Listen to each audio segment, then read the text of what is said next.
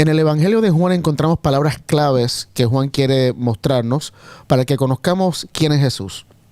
Una de esas palabras que vamos a estar analizando hoy es la palabra vida y creer. ¿Qué vida es la que dice Juan que Dios es y que Jesús es? ¿Qué significa tener vida eterna? ¿Cómo podemos tener vida eterna? ¿Qué es creer? Estas son algunas cosas que vamos a estar analizando hoy en Estudiemos Juntos.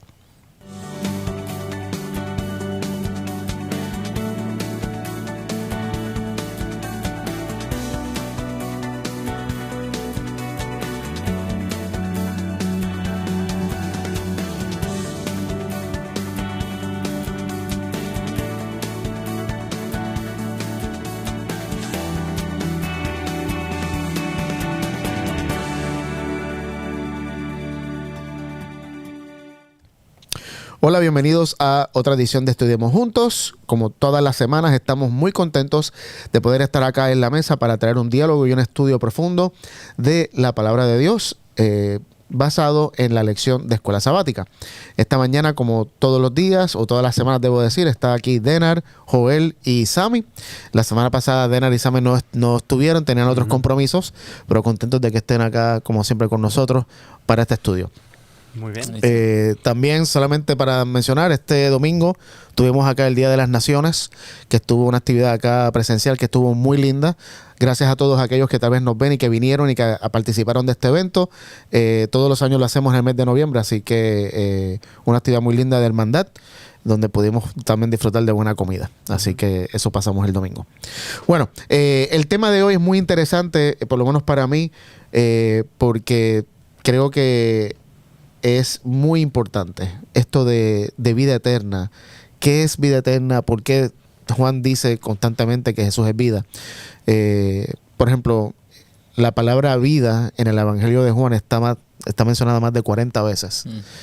Así que es bastante enfático, ¿no? Juan con eso quiere hablarnos de eso, aparte de también la palabra creer, que está 46 veces, la palabra verdad 32 veces, la palabra conocer más de 40 veces. O sea, son palabras claves que a propósito, o sea, intencionalmente Juan usa para enseñarnos algo, y eso es lo que vamos a analizar hoy, esas dos palabras, vida y creer.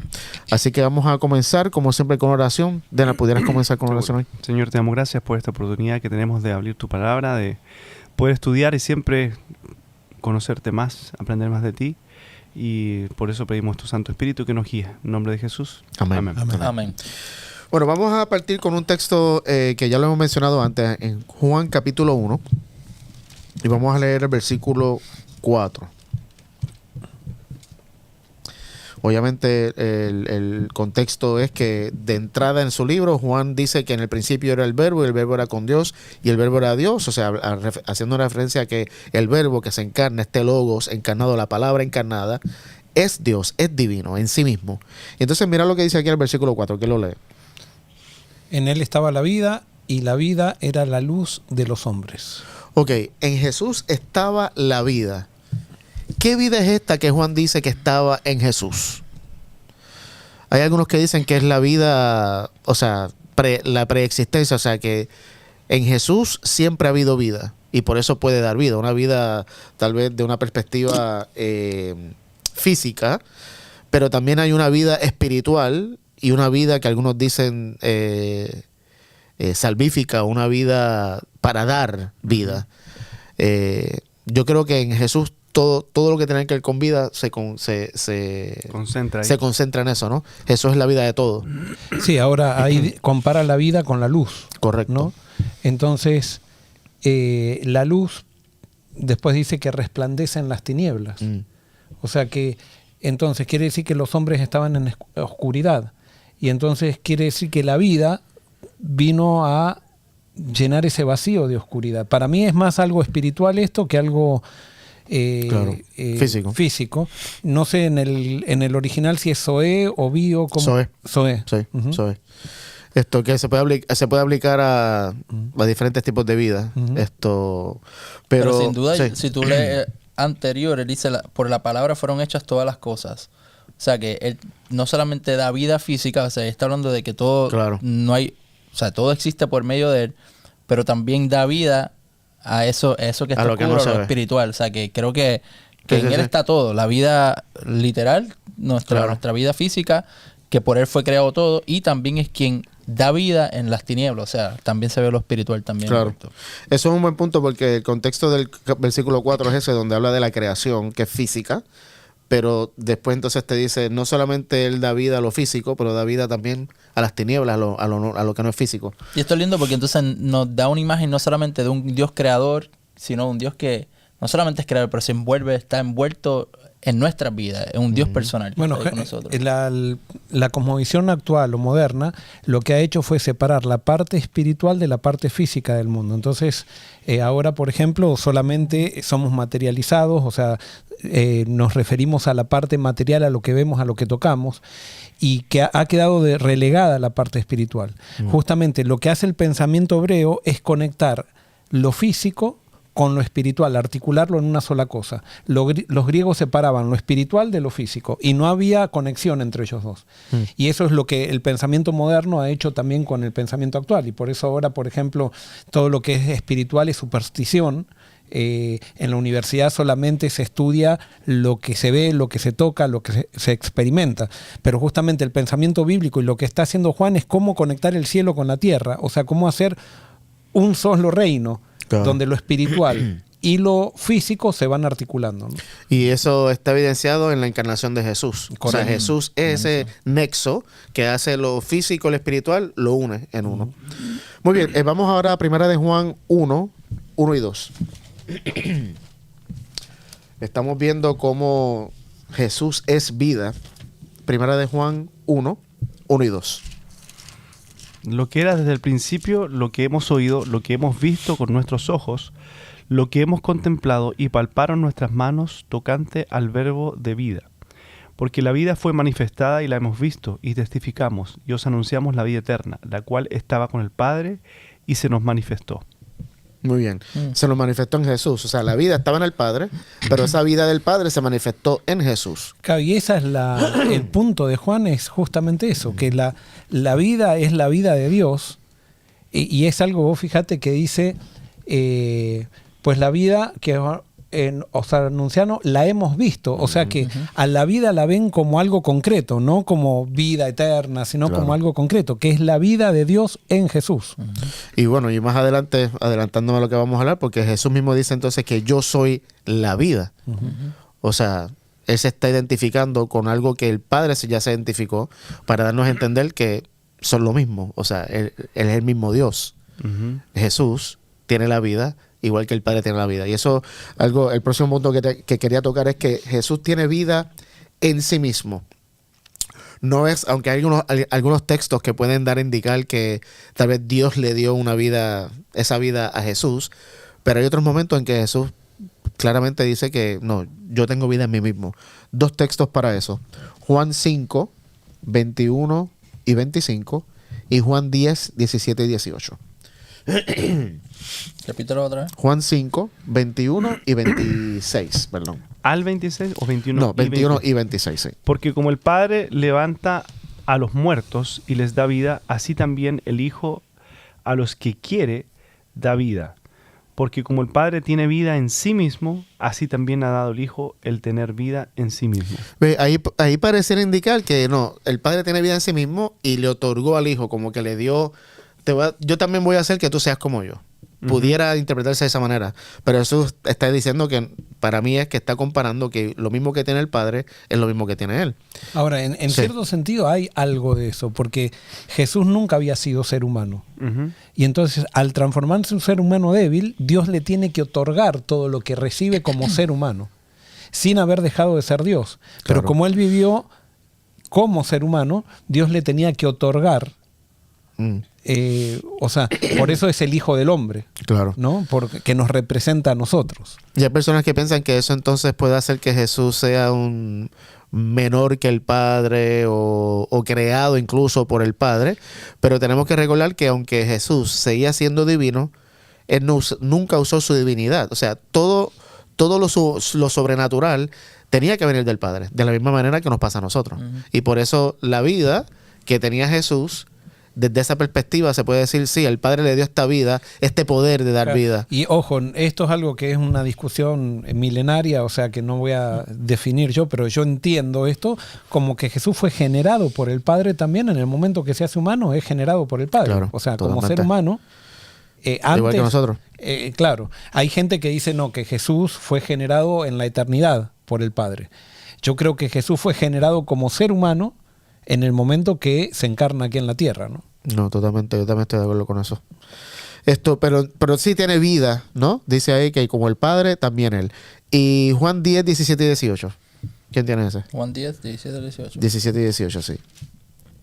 Que dice: por eso el Padre me ama, porque yo pongo mi vida para volver a tomarla. Nadie me la quita, sino que yo la doy por mi propia cuenta. Tengo poder para ponerla y tengo poder para volver a tomarla. Este mandamiento lo recibí de mi Padre. A mí me gusta mucho ese texto porque, no sé, capaz estoy equivocado en esto, pero cuando Jesús resucita por su propio poder. Pienso yo. Hay quien dice tal vez que fue el Padre que Bueno, le dio poder. Dice, en un lado dice que él fue el Padre, en otra vez dice que es por su propio poder y en otra vez, en otros lugares dice que es el Espíritu. Sí, capaz que los tres estuvieron. Bueno, los tres son uno, así que claro, es el mismo. Sí. Claro, y por eso entramos en las discusiones que milenarias que han dividido a la iglesia y que no tiene mucho sentido definirlas. Uh-huh. Porque Dios es tan grande que no puede entrar en nuestra cabeza, ¿no? No, totalmente. Y por eso, simplemente el punto que quería traer con esto es que la Biblia indica, con las mismas palabras de Jesús, que en sí mismo Jesús tiene vida. Y esa vida Él la da, como decía el texto que leyó ahorita Denan, a quien Él quiera. Que obviamente no es que Él juega al azar, se la voy a dar a Sammy, pero a Juan no. Cuando dice a quien Él quiera, Él se la da a todos. O sea, sin excepción ninguna. Pero Él tiene vida. La dice que Él quiere que todos. Que todos, claro, tengamos vida. Correcto. Y por eso este concepto de vida que Juan trae en Jesús, sin duda es como que vida, se puede hablar como vida física, como mencionamos ahorita, vida espiritual, vida salvífica. Pero Juan es muy intencional también en unir el que Jesús es vida con añadirle el adjetivo eterno. O sea, vida eterna. Uh-huh. No solamente se queda con, sí, Jesús es vida, pero constantemente está ofreciendo vida eterna a los humanos. Y eso era lo que daba. Y Jesús dice también, o sea, en uno de lo que hemos leído anteriormente y que hemos visto esto, es que Jesús les dice, yo quiero que conozcan la vida eterna. Y la vida eterna es que conozcan al Padre. Esa es la vida eterna. No es vivir para siempre, que eso es lo que uno dice, bueno, voy a vivir para siempre. Esa es vida eterna. Jesús dice, no, yo les voy a mostrar lo que es la vida eterna. Lo que es la vida eterna es que ustedes conozcan al Padre. Esa es la verdadera vida eterna. Y yo tengo ese punto para tocarlo ahorita, que es vida eterna, porque me parece que, no sé, puedo estar equivocado. Estoy de acuerdo contigo. Para mí, vida eterna no es vivir para siempre. Uh-huh. Para mí, vida eterna es estar en la presencia de Jesús para siempre. Uh-huh. Porque si Jesús es vida y tengo vida eterna, significa que estoy en Jesús todo el tiempo. Claro, la vida eterna es dependiente. ¿A qué te refieres con eso? Que es en conectados con Dios que tenemos vida eterna. Correcto. Sin Él no. Separado y si no conocemos a Dios, entonces no hay una unión de la vida eterna. Esa dependencia no va a estar. Exacto. Claro, porque aparte está en juego la libertad, que es un principio tan importante, que si no conocemos a Dios lo vemos malo. Y si lo vemos malo no queremos estar con Él. Y si no queremos estar con Él no tenemos vida, no tenemos vida eterna. Entonces tiene que haber un cambio en mi visión de Dios, que es la luz. La vida es la luz de los hombres, que entonces hace que voluntariamente yo decida reconectarme con Él. O sea, para poder estar creciendo en su presencia, viviendo en su presencia, ¿no? Tremendo. Algunos textos simplemente para mencionar esto que Juan menciona de que Jesús es vida eterna y que quiere ofrecer vida eterna. 3 textos. ¿Quién busca Juan 3, 15, 16 y 34? ¿Quién busca ese, Joel? Yo. Ok, ¿quién busca Juan 13 y 14? Juan 4, 13 y 14. Yo lo busco. Ok, Denal, Juan 10, 27 y 28. Entonces Juan 3, 15, 16 y 34. Sí. Para que todo aquel que en Él cree no se pierda, sino que tenga vida eterna. De tal manera amó Dios al mundo, que ha dado su Hijo unigénito, para que todo aquel que en Él cree no se pierda, sino que tenga vida eterna. No me había dado cuenta nunca que se repetía la misma frase. Sí, al final. Y del 34, Sí. porque aquel a quien Dios envió, las palabras de Dios habla, pues Dios no da el Espíritu por medida. ¿Es el 34? ¿Es el 34? Sí, 334. sí. ¿Será el 36? Mira, a ver.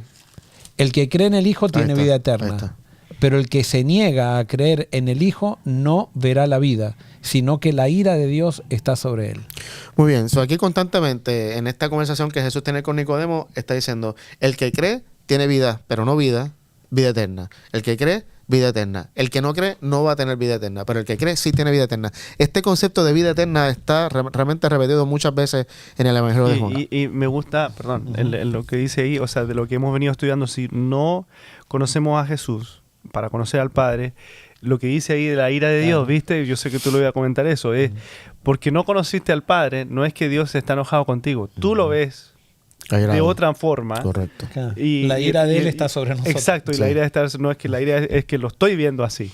Pero entonces, Y de ahí la importancia de aceptar la luz, que aquí en el versículo, ¿dónde es que está en Juan 1, 5? La luz brilla, el 4. La palabra le dio vida a todo lo creado y su vida trajo luz a todos. La palabra luz es phos, que en el griego quiere decir mostrar, revelar, hacer manifiesto. ¿Qué es lo que quiso hacer Jesús? Y esto lo mencionamos ya en otra clase. Cuando dice que la luz brilla en la oscuridad, es la luz de la manifestación de Dios, de la realidad de Dios mostrada en Jesús. Esa es la luz que Jesús vino a mostrar y a brillar. Y el que rechaza eso se queda con la idea errónea que hemos tenido por los siglos de Dios. Y una idea errónea de Dios crea estos pensamientos erróneos de Dios, y eso va a determinar cómo yo me voy a relacionar con Dios. ¿Okay? Muy bien. Juan 4, 13 y 14. Dice, Jesús les respondió, todo el que beba de esta agua volverá a tener sed, pero el que beba del agua que yo le daré no tendrá sed jamás. Más bien, el agua que yo le daré será en él una fuente de agua que fluya para vida eterna. O sea, Jesús constantemente está trayendo el punto de vida eterna, vida eterna, vida eterna, vida eterna. ¿Por qué? O sea, ¿qué de importante tiene esto? Vamos ahora a Juan 10, 27, 28. mis ovejas oyen mi voz, y yo las conozco y me siguen. Y yo les doy vida eterna, y no perecerán jamás, ni nadie las arrebatará de mi mano. Bellísimo. O sea, otra vez, yo doy vida eterna. Y obviamente solamente alguien que posee eternidad y que es vida puede otorgar vida eterna. Y por eso es que Juan está siendo muy intencional en decir, Jesús no es solamente vida, Jesús es vida eterna. Ahora, ¿qué es lo que ha hecho el pecado con nosotros? El pecado nos ha hecho pensar que nosotros no tenemos vida eterna. Porque si si analizamos lo que dimos ahorita, y no sé si están de acuerdo con eso, que vida eterna no es vivir para siempre, vida eterna es estar en la presencia de Jesús para siempre, la presencia de Dios para siempre. Entonces el pecado, ¿qué nos hace ver? El pecado nos hace ver que estamos distanciados de Dios, que Dios se ha retirado, porque nosotros somos tan malos y tan pecaminosos que Él se distancia. No sé cuántas veces nos dijeron a nosotros que Dios no puede estar en la presencia del pecado, o viceversa. No puede haber pecado en la presencia de Dios porque Dios lo destruye, el pecado. Entonces uno se mira a uno y dice, pues yo soy pecador. Pero eso es verdad. No puedo estar en la presencia de Dios. O sea, el pecado se destruye en la presencia de Dios. Justamente ese es el propósito de Dios, destruir al pecado, no destruir al pecador. Claro, pero entonces la pregunta es, ¿por qué no soy destruido ahora mismo? Si Dios está conmigo. Porque justamente Él está destruyendo el pecado. Eso es la santificación. Claro. Y me acepta, cuando me acepta, o sea, entro en relación con Él, entro con todos los pecados. Es que Exacto. no hay otra manera de vencer al pecado. Correcto. Y por eso era el punto, que lo que a mí me habían dicho, que yo escuchaba mucho, era, no puedo estar ante la presencia de Dios por mis pecados, así que tengo que dejar de pecar para que Dios entonces esté conmigo. Entonces el énfasis que era, bueno, en la obediencia, en dejar las cosas malas para poder ganar la presencia de Dios y la bendición de Dios. Y la realidad de Dios que mostró Jesús es que no es que tengo que dejar, aunque eso Dios quiere que yo deje, pero no tengo que dejar los pecados para experimentar la presencia de Dios, porque Dios, aún con mi pecado, está conmigo. Claro, buscadme y hallaréis. O sea, y cuando dice buscadme, no está diciendo buscadme los que están limpios. Búsquenme, o sea, Él vino a salvar a los que están perdidos. O sea, vino a salvar a los condenados. Vino a salvar a aquellos que no, o sea, que no son justos. Entonces, cuando nosotros decimos que Dios consume al pecador en su presencia, estamos diciendo algo contrario, totalmente contrario al Evangelio. Totalmente. Es terrible eso. O sea, sí. Uno ahora se da cuenta, porque yo lo he enseñado por mucho tiempo, pero es terrible hacernos pensar justamente de que tenemos que cambiar para llegar a Dios. Cuando Jesús todo el tiempo era lo contrario. Ven a mí como estás, yo soy el que te voy a transformar, yo soy el que voy a hacer el cambio en tu vida. Porque tú mismo no vas a poder hacerlo nunca. O sea, lo que nos enseña este tipo de religión, nos enseña que Dios nos rechaza por nuestro pecado. Entonces, horrible. Y no hay nada peor, eso lo saben todos los psicólogos, y eso que sentir el rechazo de alguien que consideramos importante. Eso estamos viendo también en Diálogo Abierto. O sea, las personas importantes que consideramos importantes en nuestra vida, si nos rechazan, producen un trauma en nosotros. Y nosotros muchas veces, el Dios que enseñamos en la iglesia es un Dios que nos trauma, porque continuamente nos están hablando que nos rechaza si es que no cambiamos. Y eso se produce no solamente ahora, a lo largo de la historia, y es por generar el control sobre las personas, que también lo hemos hablado acá, pero lo podemos ver claramente que eso, en la época de Jesús, eso es lo que Él vino a romper, el control que se ejercía sobre las personas, de hacerlos sentir culpables, de que solamente un cierto grupo de élite tenía acceso a, y las demás personas no. O tenías que tú de cierta forma o pertenecer a cierto estilo de lo que sea para pertenecer a, y eso es lo que Jesús vino a romper, pero a lo largo de la historia se sigue repitiendo y hasta ahora. Ahora, confirmando lo que dice Denar y con un versículo que hayamos leído que dice que Jesús le da la vida eterna a quien quiere. Cuando nosotros leemos eso, generalmente decimos con una mentalidad excluyente. Correcto. Decimos, ¿ves? Hay algunos que quieren y otros que no quieren. No, cuando Juan está diciendo eso, le está hablando a un grupo de gente que pensaba que solamente la vida era para los elegidos, que era solamente para un grupo de gente que tenía tradiciones y eso. Entonces Juan, cuando está escribiendo eso, está desafiando el pensamiento, ese pensamiento exclusivista, y por eso dice, Jesús da la vida al que quiere, y justamente le da la vida a aquellos que ustedes piensan que no pueden tener vida, a Él le da la vida. Y por eso está incluyendo a todos con esa frase, no los está excluyendo. Y un concepto muy radical para la época, o sea, cuánto enojo debió haber causado eso al ojo del que pensaba, no, pero ¿cómo que al quien quiere? Si es a nosotros solamente. O sea, y por eso constantemente el mensaje de Jesús era un mensaje que chocaba y que todavía choca con nuestro pensamiento. Y con la élite religiosa. Correcto. Especialmente. O sea, porque la élite religiosa... Toda élite religiosa se salva por las obras. ¿Y qué es la salvación por las obras? Es tratar de mostrarle a Dios que yo merezco que Él me dé algo. Entonces, cuando las élites religiosas escuchan que alguien puede recibir algo de Dios sin tener que ofrecer nada, sin tener que dar nada, se vuelven... O sea, o nos volvemos locos, o sea, porque decimos, ¿cómo? Me esforcé por tanto tiempo para ganar el amor de Dios y ahora resulta que viene ahora Dios y le da al hijo pródigo lo que yo había estado trabajando por tanto tiempo para tener. Y que ni disfrutaba, siguiendo la analogía del hijo pródigo. Lo tenía y ni lo disfrutaba. Bueno, ese es el primer punto, es Jesús mismo dice que Él es vida, que en Él está la vida. Ahora, está el testimonio también de Pedro. Vamos a Juan capítulo 6. Versículos 60 al 69. No sé quién le toca leer. Al oír esto, muchos de sus discípulos dijeron, dura es esta palabra. ¿Quién puede escucharla? Jesús, al darse cuenta de que sus discípulos murmuraban acerca de esto, les dijo, ¿esto les resulta escandaloso? Pues, ¿qué pensarían si vieran al Hijo del Hombre ascender a donde antes estaba? Ok, espéralo un momentito, porque creo que tiene que ver con lo que justo estábamos hablando ahora. Jesús dice, le pregunta, esto es muy, los discípulos decían, esto es muy difícil de entender, ¿cómo puede alguien aceptarlo? En el griego, la palabra difícil es áspero o duro, y aceptarlo significa entenderlo o percibirlo.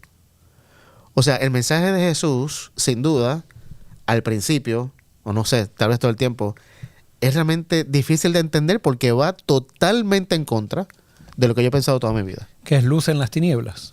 Correctamente, imagínate, yo he estado en oscuridad, en tinieblas, toda mi vida, pensando, o sea, cuando hablamos de tinieblas, vamos a aclarar eso. Tinieblas no solamente es en pecado, haciendo cosas malas, no. En tinieblas, en oscuridad en cuanto a la realidad de Dios. Es que a eso se refiere Juan. Siempre. Claro. Cuando es tinieblas no se refiere a otra cosa. Entonces, llevo en tinieblas todo este tiempo y de momento llega este ser que dice ser Dios, que dice tener vida y realmente está totalmente en contra de lo que por toda mi vida yo he estado experimentando, viviendo, creyendo y que me están enseñando. Es difícil. Y es que no hay una forma, y lo pensaba ahora, no hay una forma sutil de presentarlo eso, porque es como cuando tú estás en la noche o en un cuarto oscuro y te prende la luz o sales afuera a la calle a la luz del sol.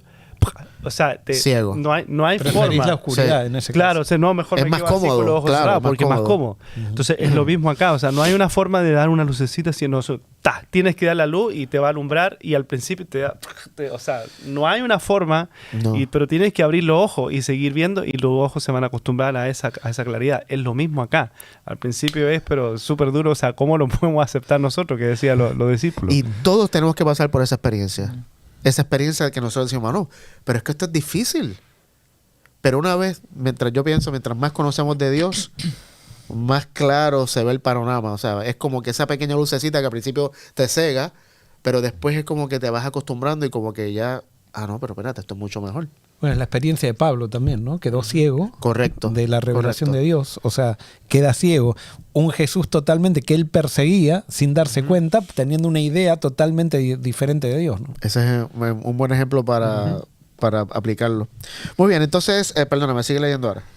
63. El espíritu es el que da vida. La carne para nada aprovecha. Las palabras que yo les he hablado son espíritu y son vida. Pero hay algunos de ustedes que no creen. Y es que Jesús sabía desde el principio quiénes eran los que no creían y quién los entregaría. Así que dijo, por eso les he dicho que ninguno puede venir a mí si el Padre no se los concede. Ok, páralo ahí.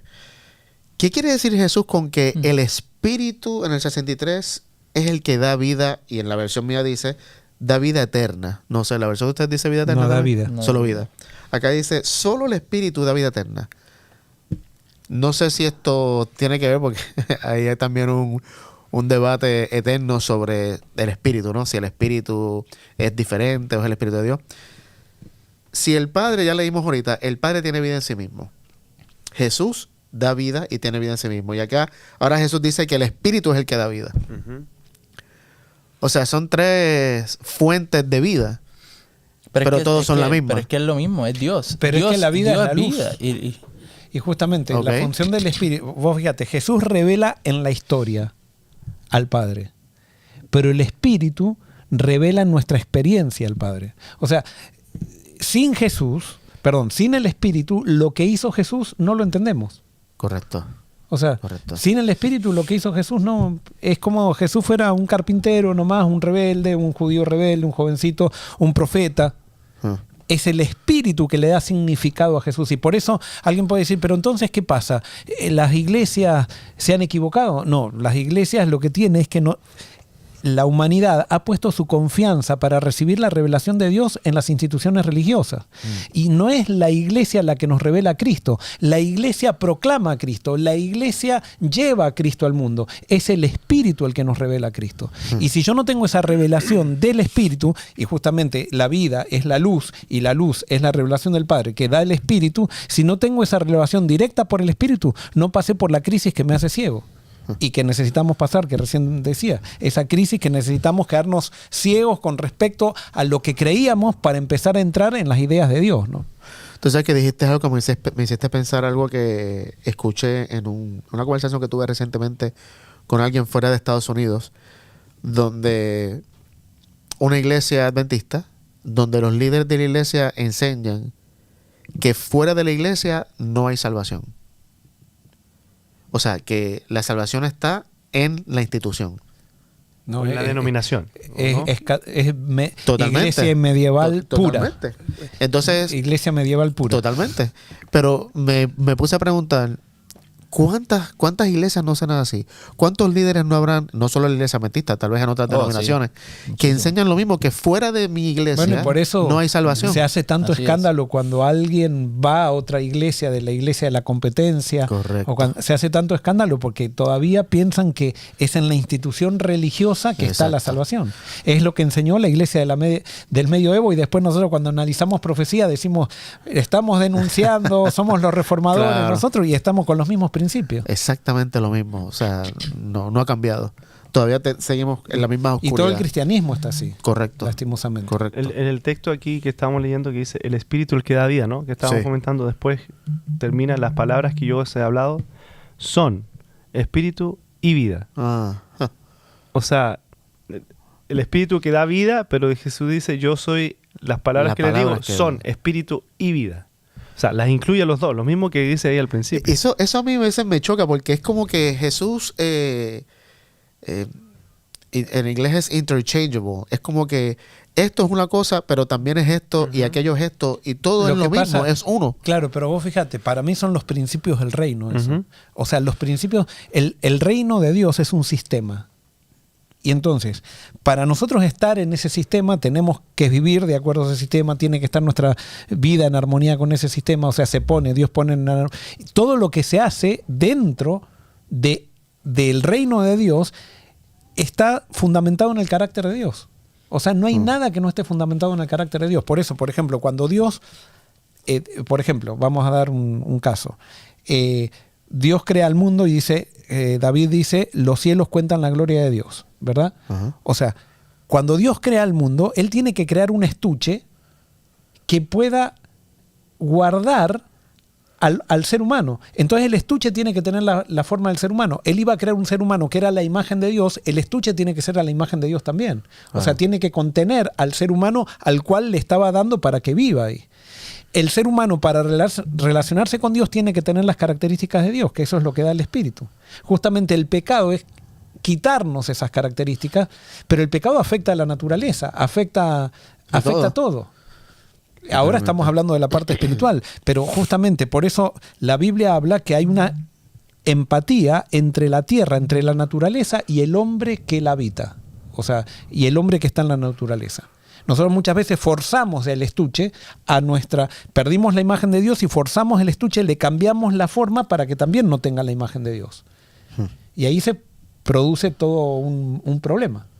Y yo pensando acá, que no sé por qué te cuestionas tanto lo que quiero tratar de entender, porque para mí yo veo que el Padre da vida, el Hijo da vida, el Espíritu da vida es porque es Dios. Entonces de Dios viene la vida. Claro, en ese sentido sí, okay. Pero cuando dice que la palabra es vida y es espíritu. Okay. O sea, el espíritu da vida, pero la palabra de él es espíritu. Es que todo lo que es vida. Todo lo que sale de Jesús por eso es la imagen de Dios también. Claro, que todo se complementa. O sea, que no es como que... Por eso es que te digo que todo... Y cuando por eso no hay duda alguna, especialmente cuando leemos a Juan, de la divinidad de Jesús. Y por eso, perdón, ahora entramos en otro tema, pero por eso la ley es un sistema, que no es por guardar mandamientos que yo estoy en la ley. Para estar en la ley yo necesito una transformación espiritual que me ponga en armonía con la ley, pero yo puedo estar guardando mandamientos toda la vida y nunca estar en la ley. Que es otro punto interesante, porque cuando leemos aquí que las palabras que yo les hablo son espíritu y son vida, automáticamente cuando nos dicen la palabra, ¿en qué pensamos? En la Biblia. La palabra, esta es la palabra. Me parece que, no sé, tal vez sí. No, pero no es. Pero no es. O sea, en el griego, lo que se usa para palabra es la palabra rema, que significa mensaje, declaración o promesa. Sí, o sea, que no es la letra. Es lo que está en la correcto. Biblia. Sí, que no es la letra. Pero más allá, es la declaración o la promesa o el mensaje que Jesús mostró, no solamente que habló con palabras, que Jesús mostró de Dios. Para mí eso es lo que tiene vida. Obviamente también las enseñanzas y todo, pero para mí va más allá de la palabra física. Es el contenido de su vida, es el todo de Jesús, lo que es la palabra. Sí, no, y que viene a lo que hacen y a lo que hay en el corazón, lo que hay dentro, porque cuando él le decía a los fariseos, hagan lo que ellos dicen, pero no lo que hacen. Entonces, correcto. Yo no creo que la palabra como tal es eso, conlleva eso. Si no, te quedas en la letra, es decir, te queda la letra. ¿Y cómo sabes que está en la letra? Cuando tus acciones no van de acuerdo a lo que supuestamente dice. Amarás, ¿verdad? Amo, pero entonces mi acción es de destrucción.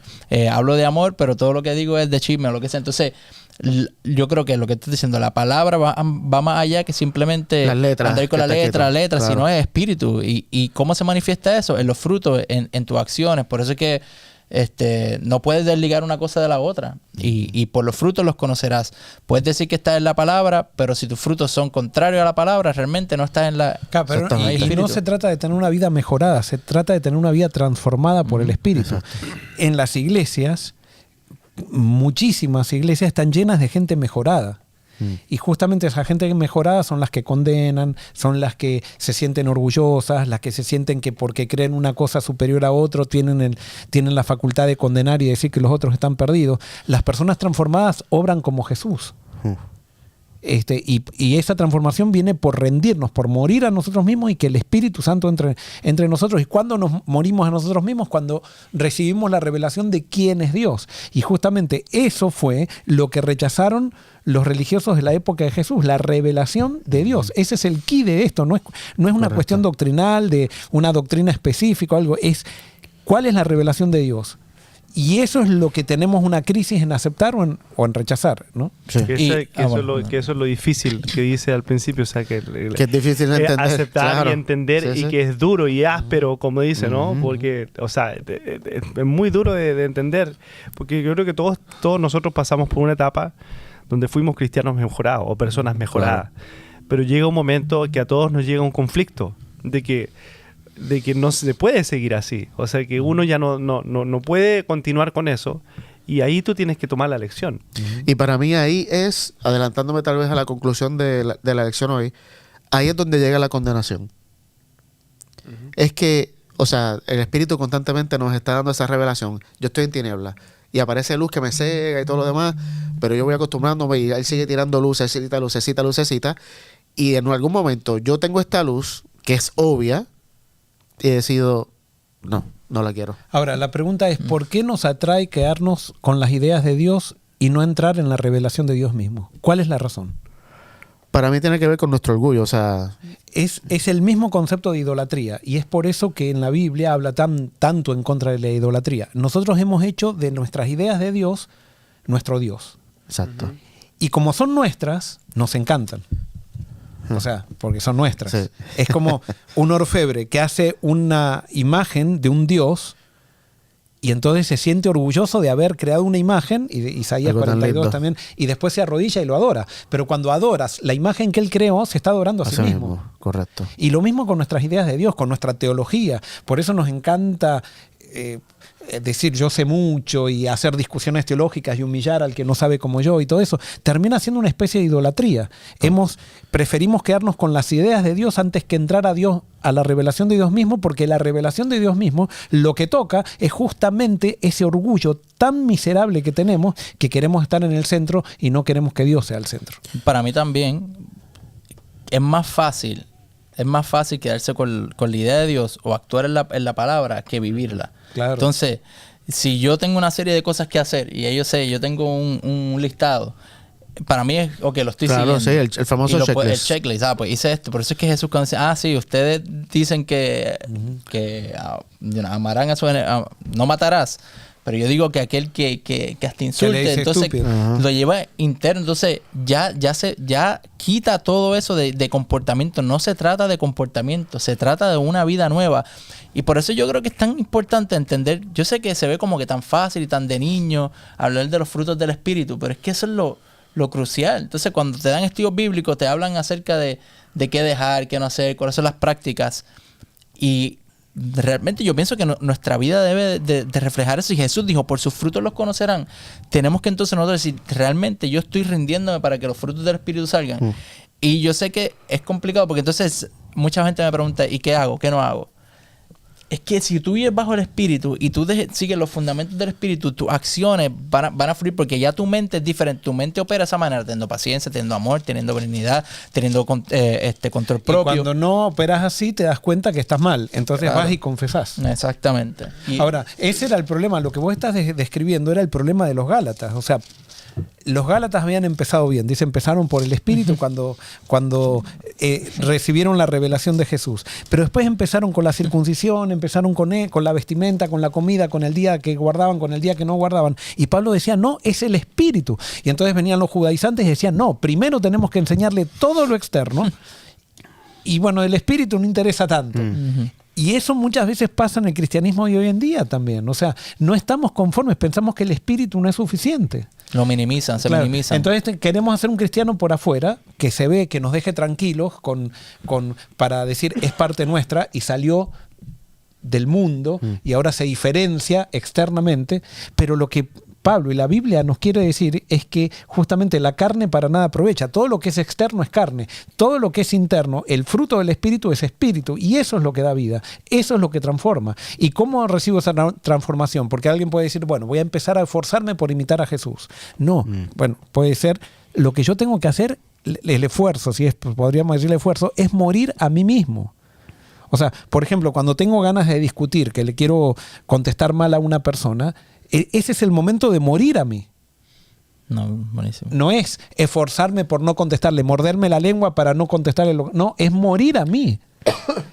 O sea, eso es si lo entendiéramos esto en los matrimonios, si lo entendiéramos con los hijos, si lo entendiéramos cuando estamos en un negocio, cuando quiere salir el Joel que quiere imponer sus derechos, imponer su razón. No, morir.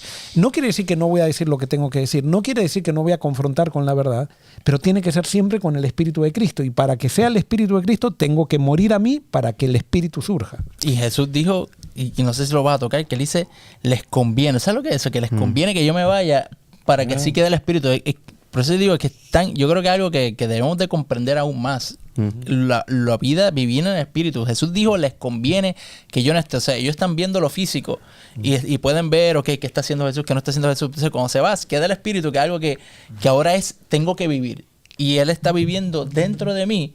Y es algo fantástico que pienso que no le hemos dado tanta importancia o simplemente lo vemos, o algunas personas lo ven simplemente con los gifts, ¿cómo se le dice eso? Los dones. Y entonces, más allá volvemos y caemos en lo mismo. Es que entonces, los dones manifestaciones, no, claro. exacto. Los dones y no entendemos los frutos. Y queremos empezar por los dones y comienza todo por el fruto. Por el fruto. No por los dones. Claro. Así es.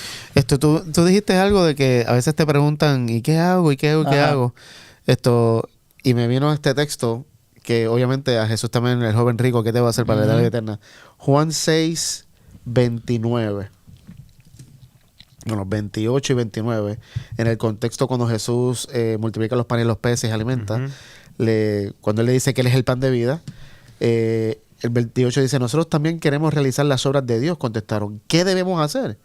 Y Jesús les dijo, la única obra que Dios quiere que hagan es que crean en quien Él ha enviado. ¿Qué quiere decir Jesús con que crean en el que Él ha enviado? O sea, es mucho más de lo que se nos enseñó. Correcto. Yo creo que Jesús es el Mesías. No. Yo creo que Jesús era el Hijo de Dios. No. Es un creer que es mucho más profundo. Correcto.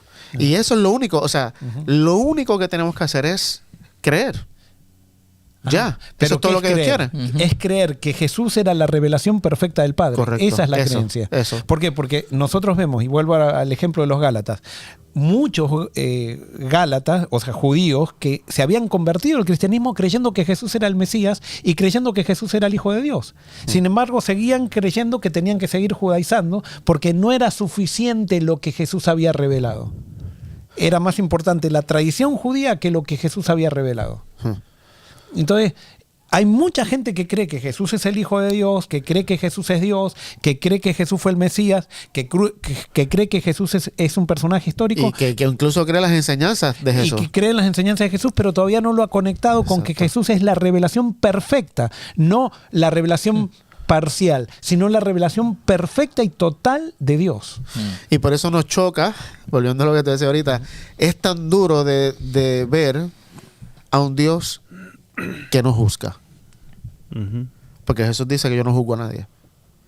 Y eso nos vuela la cabeza. Es duro ver a un Dios en Jesús que no condena. Ni yo te condeno, le digo a la mujer. Y todas estas cosas, que son, es como que, digamos que tienes un cuadro y estás pintando, y es como, ¿cómo se llama? Un stroke de pintura. Una pincelada. Una pincelada aquí de algo que dijo Jesús, una pincelada allá de otro que dijo. Y todo eso te va marcando este cuadro que cuando tú lo miras desde afuera, tú dices, esto es Dios. Y el rechazar eso, el no creer eso, bueno, es lo que justamente, que quiero unir ahora lo que es creer con vida eterna, es justamente lo que nos va a condenar. Es el rechazar la revelación de Dios que Jesús trajo. Eso es. No hay otra cosa. No hay otra. No es lo que cree, lo que creo teológicamente, nada de eso.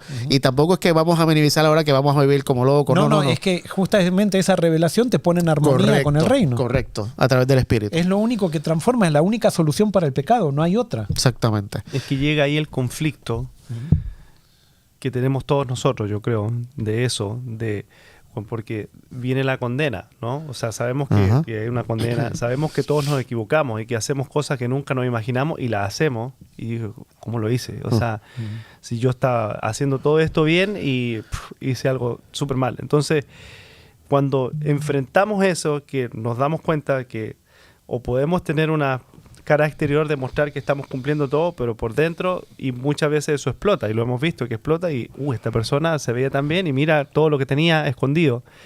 Pero a veces, nos toca también a nosotros mismos, pero cuando llegamos a ese momento de enfrentarnos nosotros mismos, de ver con nuestra condición y que es imposible llegar, a lo que tal vez decimos, a esto tengo que llegar para lograr esto, o lograr la vida eterna, y nos damos cuenta que es imposible, entonces reaccionamos de dos formas. Lo reaccionamos como Judas, que es imposible y qué voy a hacer, y me comió eso y listo, o como Pedro, que los dos hicieron cosas muy similares. Entonces, pero los dos entendieron esa revelación de Dios a través de Jesús diferente.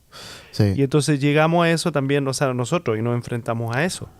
Cuando llegamos a ese momento de la culpa que todos sentimos, porque es imposible que lo podamos lograr, pero nos damos cuenta que ya ese perdón está.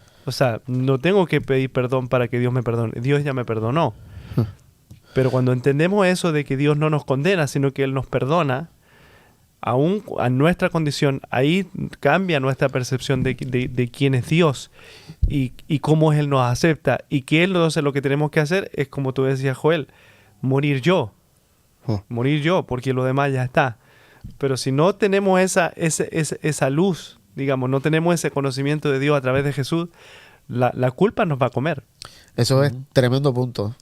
En la comparación de Judas y Pedro, ambos tuvieron la revelación. Judas se resistió a creer que la visión de Jesús era morir. Porque, porque Judas no dejó de pensar en Jesús como el Mesías. Exacto. Él se negó se resistió a decir, Jesús no puede morir. Pedro, dentro de su limitación, porque aún en la cruz no lo entendía completamente, lo aceptó. Esa parte. Se rindió. Se rindió a eso. Murió. Y eso hizo la diferencia. Eso es tremendo punto. Nunca lo había visto así. Bueno, rapidito porque el tiempo corre. Solamente tal vez 2 textos de cómo tengo vida eterna. Ya leímos ahorita Juan 3, 14 al 16, que está bien claro, el que cree tiene vida eterna. Vamos a Juan 5, 24. ¿Quién lee ese? Yo lo leo. Ok. Y Juan 6, 40 al 40... Bueno, no. Juan 20, 31. 5:24 dice, sí. De cierto os digo, el que oye mi palabra y cree al que me envió, tiene vida eterna. Y no vendrá a condenación, sino que ha pasado de muerte a vida.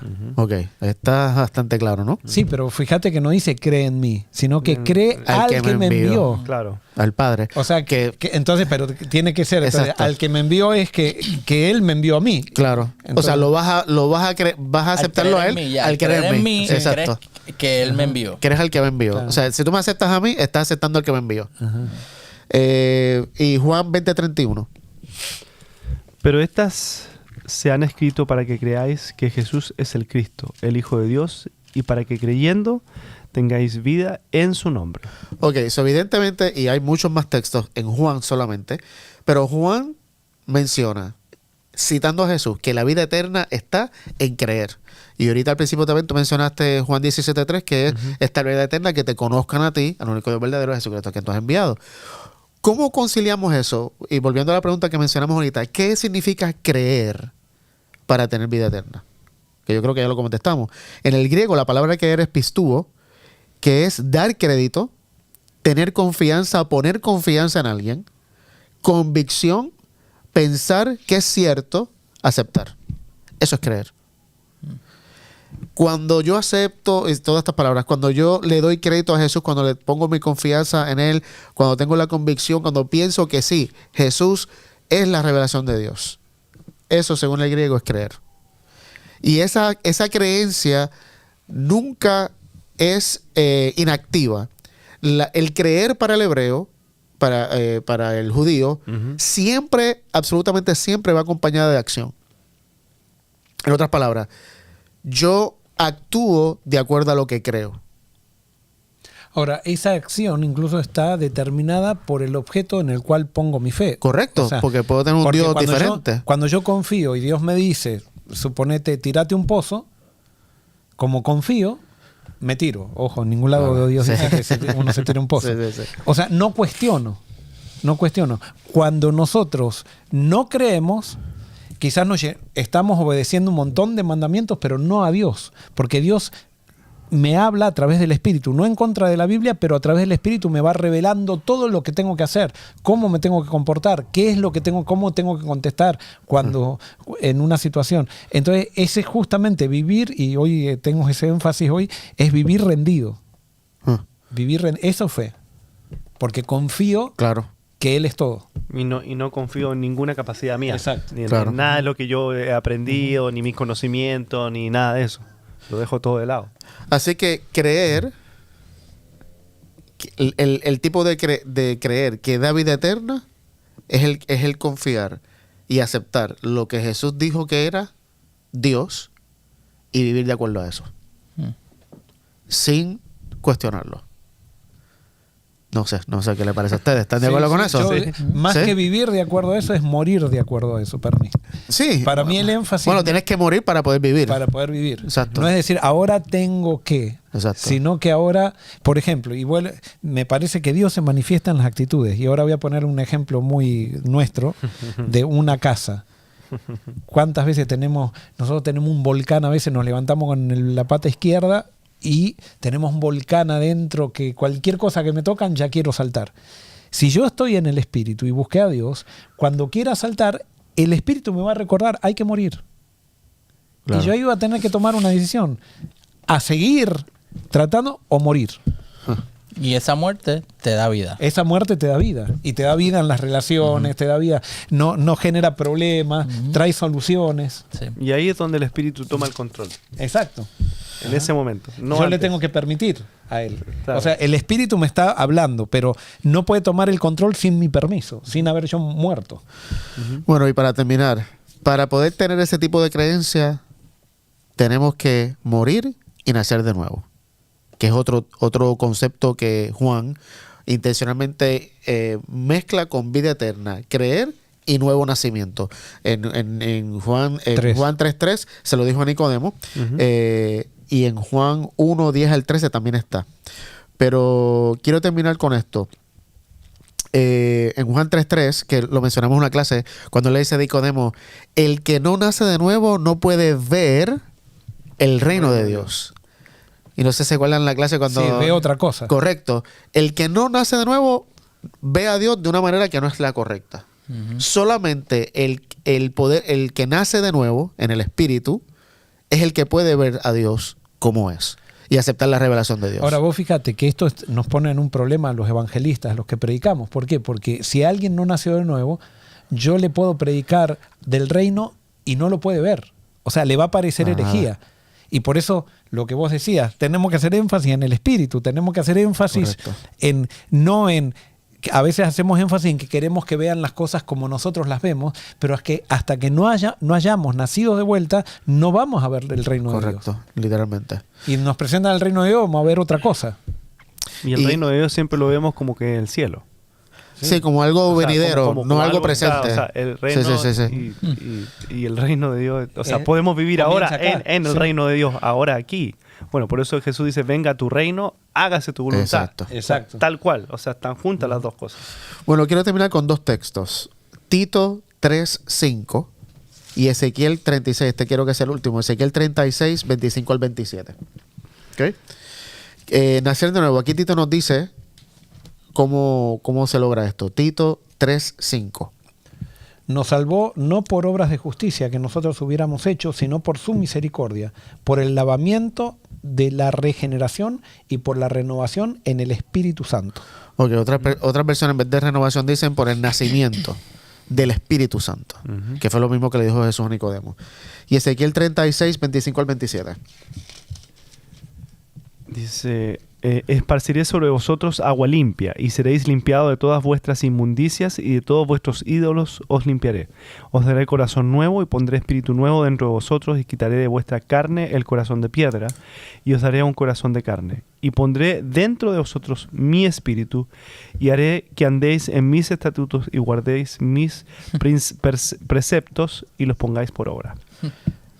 ¿Al 27? Al final del día. No, ¿Hasta el 27 dije? sí, dije hasta el 27. Está Sí. bien, ahí está. Ok. ¿Quién es el que se va a encargar de hacer esta El obra? Espíritu. El Espíritu. No hay otra. O sea, dejemos de tratar de alcanzar lo que Dios prometió hacer nosotros por nosotros mismos. Cada vez que tratamos de hacer algo así, vamos a meter la pata.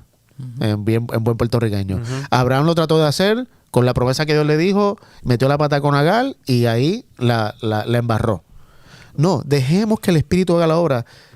¿Y cómo yo puedo dejar que el Espíritu haga esta obra en mí? Alguien puede estar preguntando. ¿Y cómo es que el Espíritu va a hacer esto?